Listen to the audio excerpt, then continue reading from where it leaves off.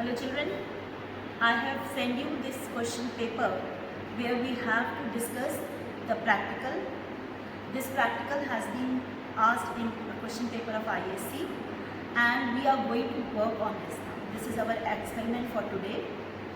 You have gone through the question paper and you know that the aim of experiment is to determine the potential gradient of the wire.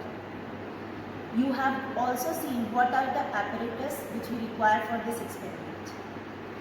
And then you have also been given the circuit diagram in the question paper.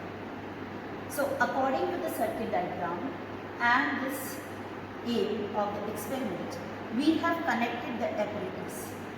As you can see, we have this wooden board on which the wire of length 1 meter is mounted. From one end of the wire, which is this board, which is marked as A, we have connected the positive terminal of the battery.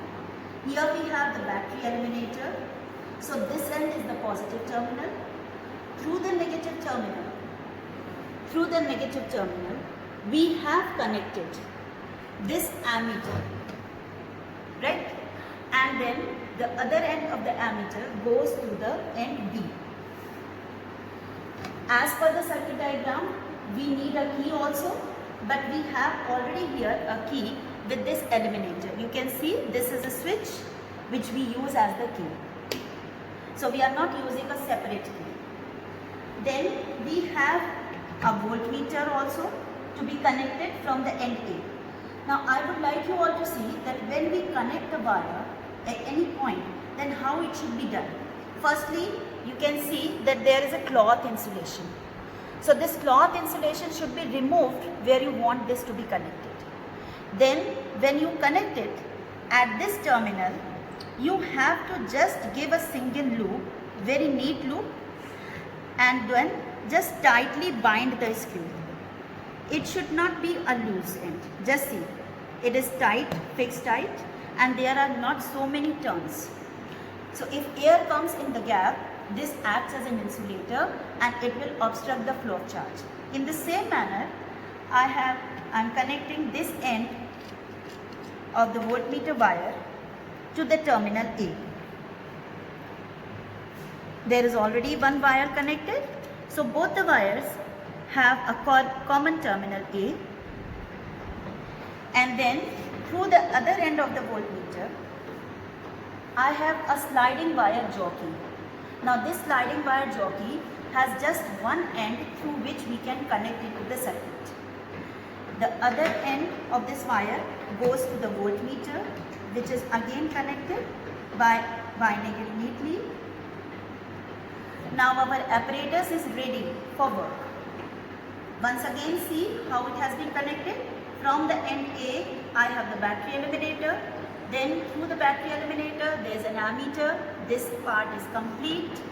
Through the same end A, we have a voltmeter and a sliding wire jockey. Now before we start taking observation, it is important to know how we determine the least count of these instruments. So just see the method of finding out the least count. You can see this voltmeter. It has markings from 0 to 3 volt, and in between, if you see carefully, between 0 to 0.5 volt, then there are 10 divisions. If you look at very closely, 10 divisions are there. So between 0 to 0.5, if there are 10 divisions, it means that the least count of this instrument is 0.05 volt. Similarly, we can also determine the least count of the ammeter. You can yourself see between 0 to the next division 0.2 ampere, there are 10 divisions. So the least count of this instrument is 0.02 ampere. So I am noting down these least count values. Here for ammeter it is 0.02 ampere and for voltmeter it is 0.05 volt. Then, as per the instructions given in the question paper, we are now going to take the observations. This sliding wire jockey, as per the question, it says that place it on the wire at the length of 20 centimeter. Now this you have to see that which length we are going to measure. You can see we are measuring the length in this diagram between A to C as 20 centimeter, which means we have to read the scale which starts with 0 at A. Right? This has to be also taken care of because the scale has 0 at B as well as at A. So we will read that scale which has the 0 at A, which means the length AC should be 20 centimeter. So I turn on the battery eliminator. The instruction is given in the question paper that we should keep the eliminator at 3 volt, 3.5 to 4 volt. So I am keeping it here at 3 volt, and then I am placing this jockey at 20 centimeter length. Please see, I am placing it at 20 centimeter length, and you can observe that there is a deflection in the voltmeter. Now, this reading in the voltmeter we have to note in the observation table. So, to find out that reading, just see what is the method. You have to see which division is the needle pointing to. You can see the deflection in the needle shows that it is straightway pointing to 0.5. 0.5, which we can write directly there. The needle is steady at 0.5. So, we are going to write this first reading in the observation table as 0.50 volt.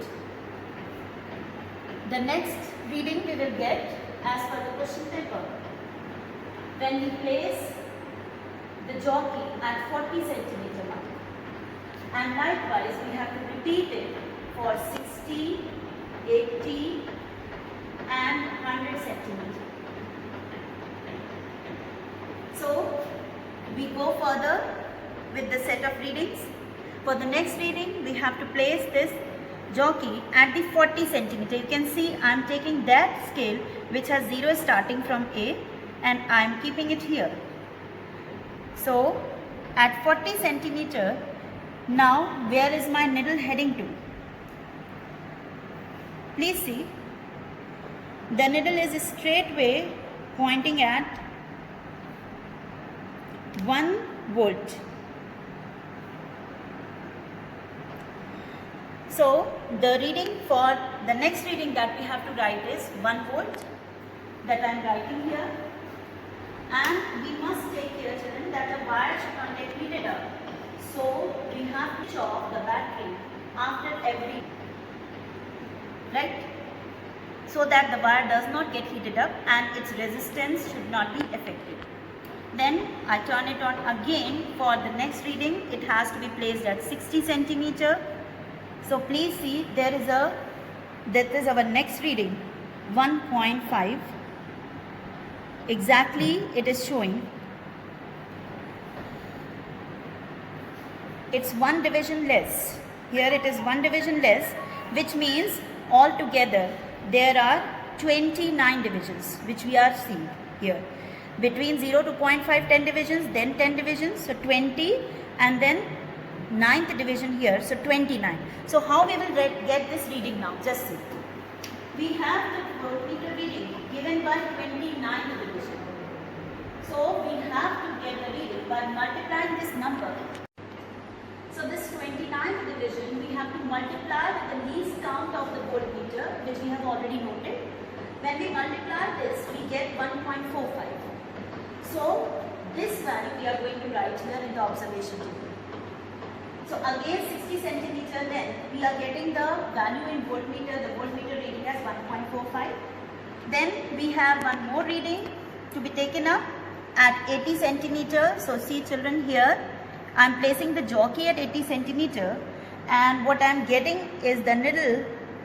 Now it is 38th division, 10, 20, 30 and then 8. So it is the 38th division and 38 has to be multiplied with 0.05. So this gives us 1.80, 1.90. 1.90 is our next reading. Alright children, the way I explained to you that we have taken the first 3 readings, in the same manner I have placed the jockey at 80 centimeter length on the wire and 100 centimeter, and the voltmeter readings are noted like this. Then in the last column we have been asked to calculate the value of potential gradient by using this formula V upon L.